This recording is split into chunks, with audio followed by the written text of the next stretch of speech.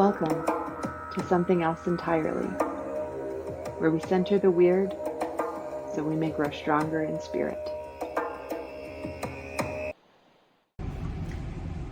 Hey, I am in North Dakota on the way to a family reunion in the car because this is the only quiet place to record, and this must continue. It is feeding my soul to do this, and so whether I am on the road or going back to work, this will continue.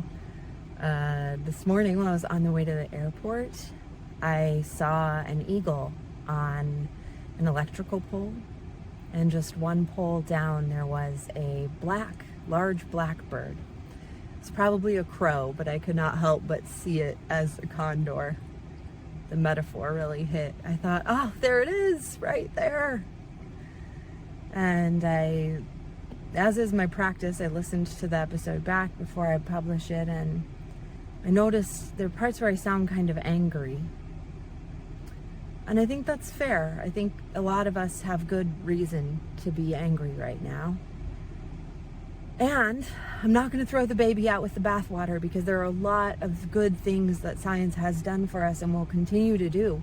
And the fact that we can measure things and determine what is reproducible and find truth in objective reality has value. And what I would love to see is an expansion of that to include consciousness as foundational. It's true, it's done. We'll all just accept it in our own time, I guess. So one, including consciousness as foundational, new models, new ways of experimenting that are focused on that understanding.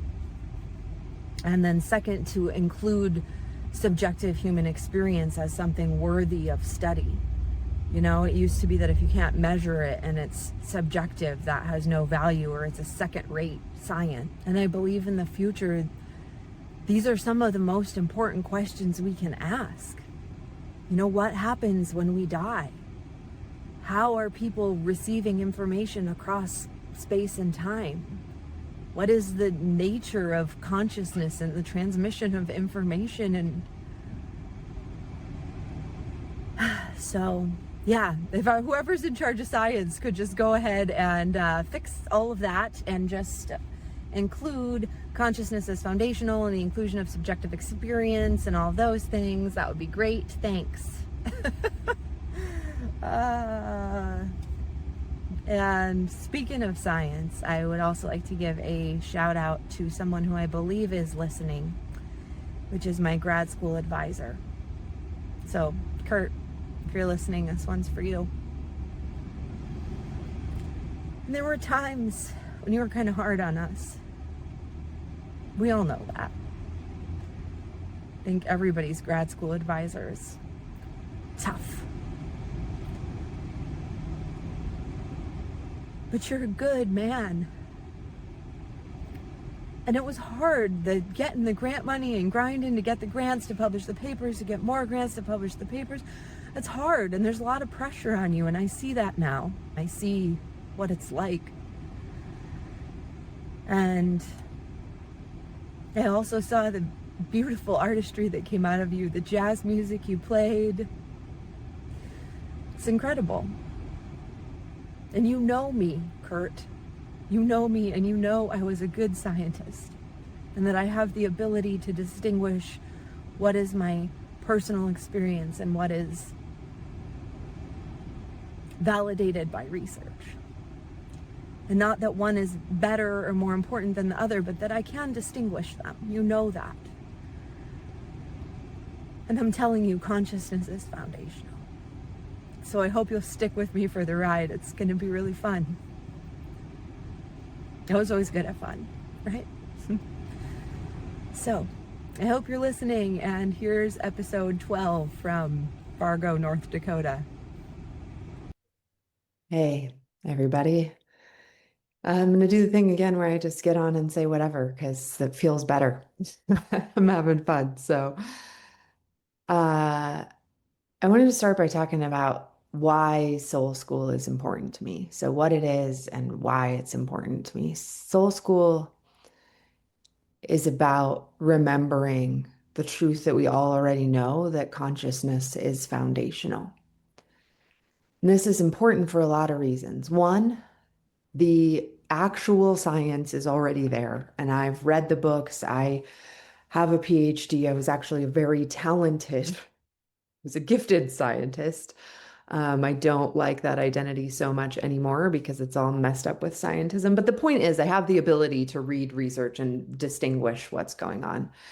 And I've done that, and it's proven consciousness is foundational. There's no question.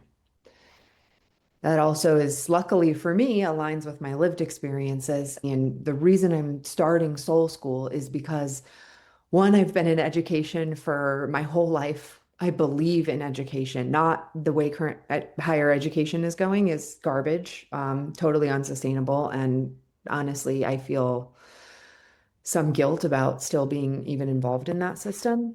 But I'm going to stay because it's a way for me to reach people with the message. So I'll stay and tell my truth for till it doesn't make sense to do so anymore. Soul School to me is important because the idea that consciousness is foundational to reality means that our feelings, emotions, what we are holding, the consciousness that is coming through us is creating physical reality, not the other way around. And I know that that's going to be hard potentially for some folks to hear. And for other people who've been on this understanding for a long time, we're going to be like, oh, welcome to the party. I can see it from both sides. But it's true. And this has really important implications for what we are choosing to hold in our minds because it is actually creating things. And so that's one reason Soul School is important to me, is getting that message across. The second reason it's important to me is because I understand that we each have our own unique access point to the larger consciousness system. So if we think about it, in every sort of scientist, philosopher, thinker who spends a lot of time in the consciousness space has a way to describe this. Some call it the quantum field, some call it the larger consciousness system, some call it the one source, right? I believe everyone's talking about kind of the same thing. And that what has happened to us is that we have lost our connection to that. And that is hurting us.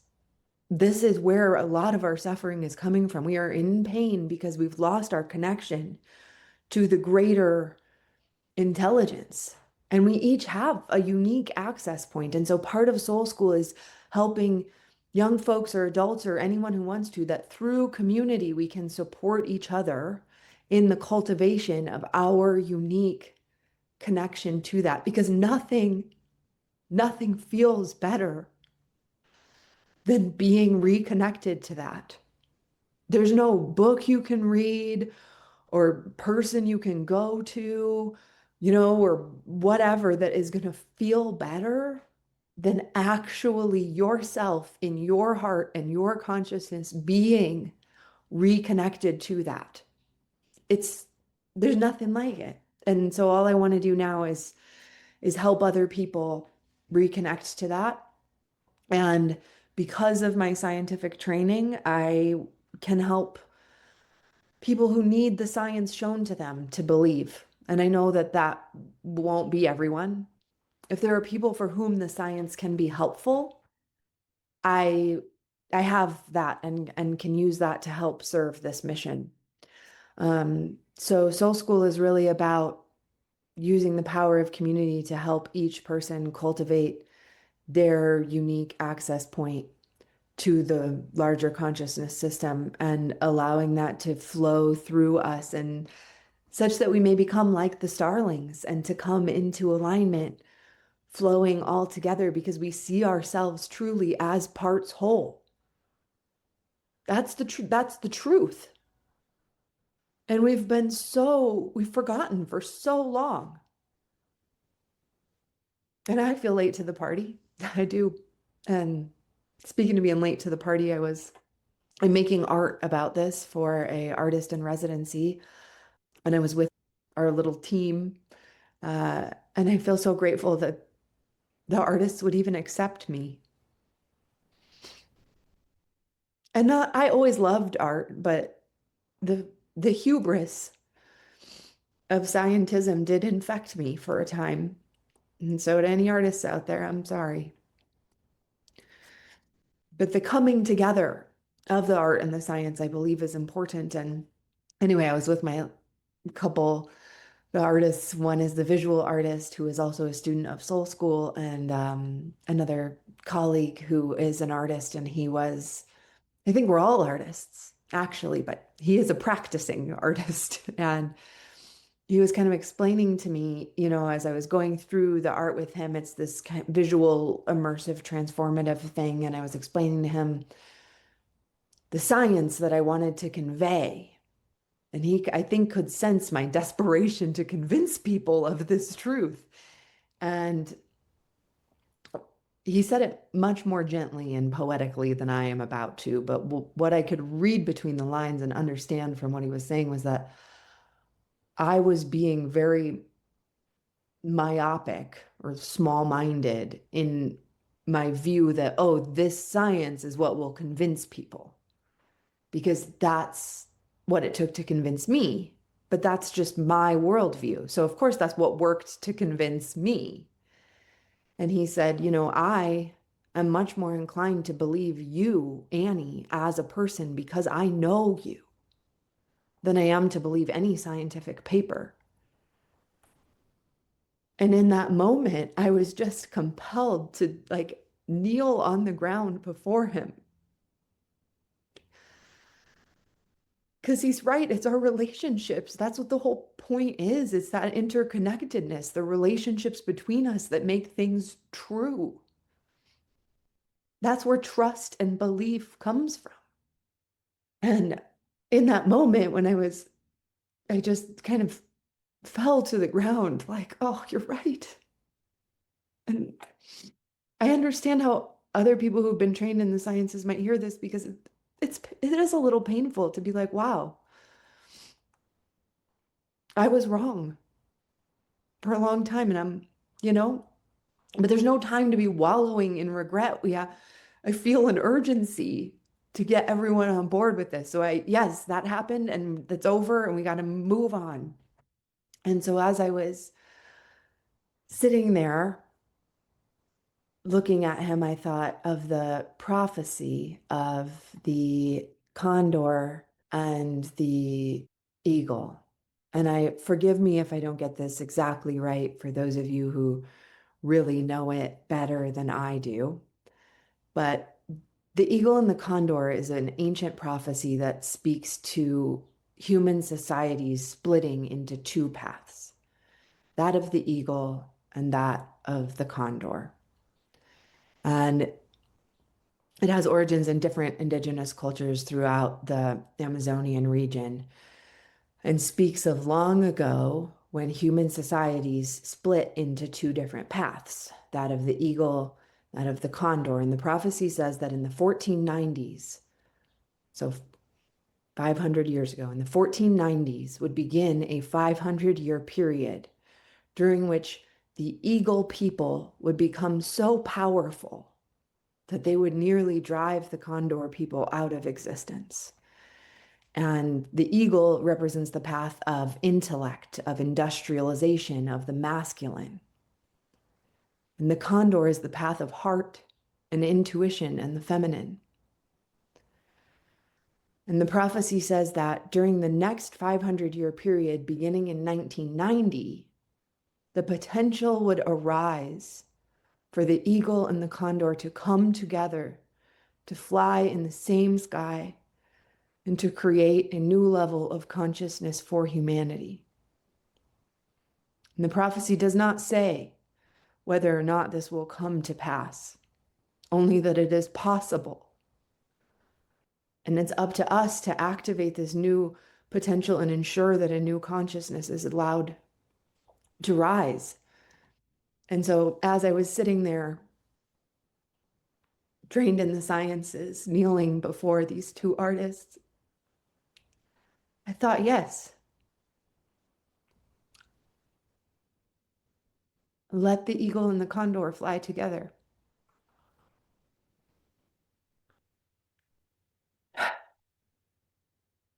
And so I hope Soul School can help with that. And I understand that the institution of which I am currently a part is largely eagle-minded. And there is a grief in that.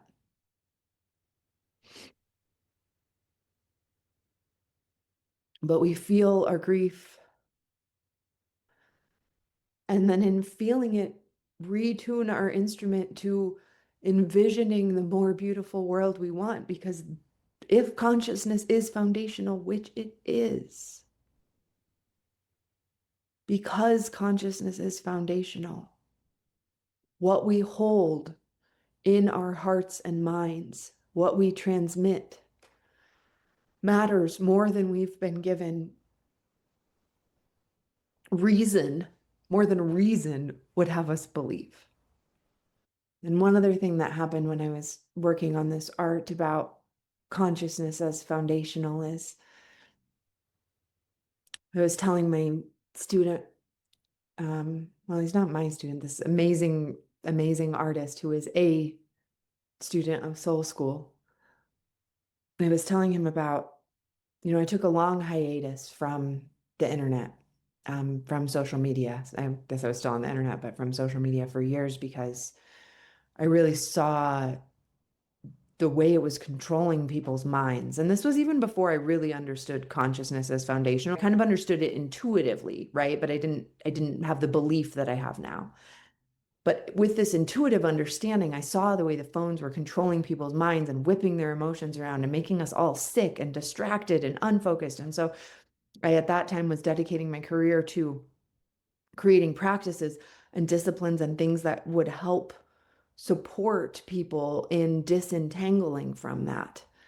And now I've re-entered social media with the hopes of spreading the message of consciousness as foundational and what that means, and the fact that we can cultivate our connection to the larger consciousness system and how important that is. And so I was talking with the student of Soul School about this and my re-entry into social media. What I believe is necessary is for us as individuals and a collective to reconnect to the larger consciousness system, to the infinite wisdom. And that through that, we may cultivate the strength of spirit to both look with our physical eyes directly at the chaos and to, in our hearts and minds, hold the feeling of peace. Because if we cannot imagine it, then it's not possible. So I was explaining this to the student. He said, well, you're really asking a lot of people, Annie.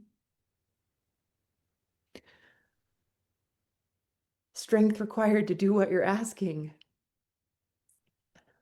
I know.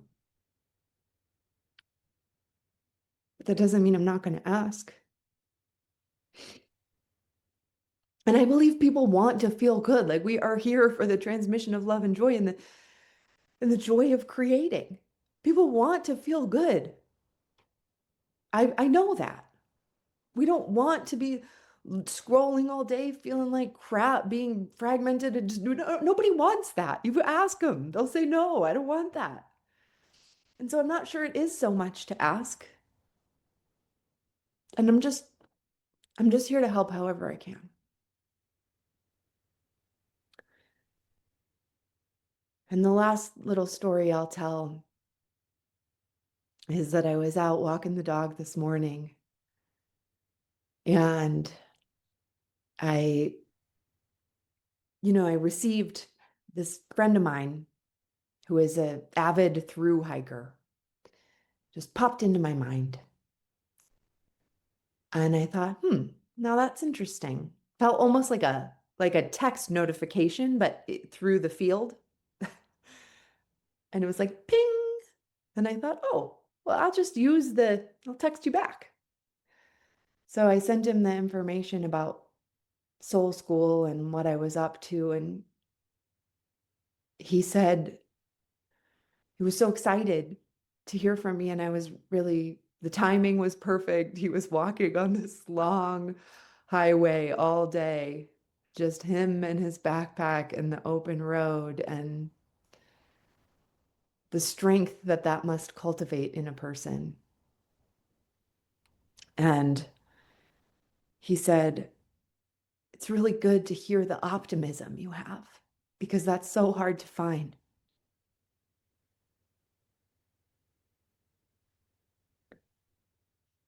And I am optimistic. I was cynical for a long time.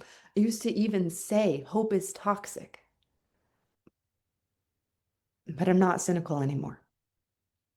I believe the eagle and the condor can fly together. I do. And I believe we are each a unique soul. We are each a unique expression of the larger consciousness coming to know itself and to grow. And the best thing I can do with this knowing is hopefully help other people. And as our information ecosystem continues to collapse, I don't know if you guys have been on the internet, but it is getting really difficult to tell like if anybody's a real person or if it's AI generated or real or what is any of it is getting difficult to tell. And so I believe that as that continues to collapse, our ability to access information directly will only become more and more important for our ability to make sense of what is going on. So I want to close by saying thank you. Thank you to the artists who have accepted me in my reformed way of understanding. Thank you to the scientists who are hearing this, who are willing to believe the truth of what I am saying. Thank you to all my students and friends. And thank you, source of creation that flows through all beings. May this flow to us and through us and all around us. May we grow in strength to carry love and peace in our hearts, even as we look out at the chaos around us. May we understand that this is not trivial work to do, to hold this clear intention.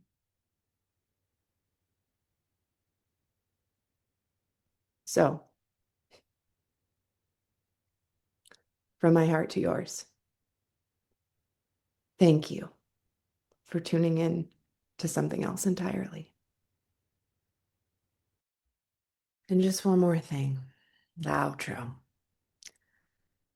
If you're still here and you are hearing me through the ears of the eagle, I ask you to hold on to what is good about an eagle. Eagles want to understand things and they are curious. So I ask you to hold that curiosity in your mind. Could there be truth in the message Annie is delivering? Am I brave enough to stay curious in my mind, even if that means finding out that what I previously believed was true is not true? Am I brave enough to do that?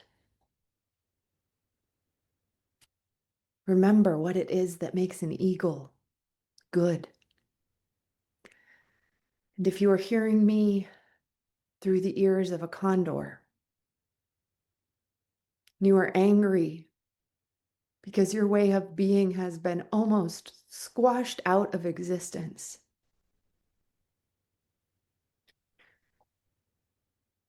I know you are angry, rightfully so. And I ask you to hold compassion in your hearts, because it is only through your work and your vision that the eagle's hearts may turn. And we will fly together, all of us, as starlings. Curiosity in our minds and compassion in our hearts. May it be so.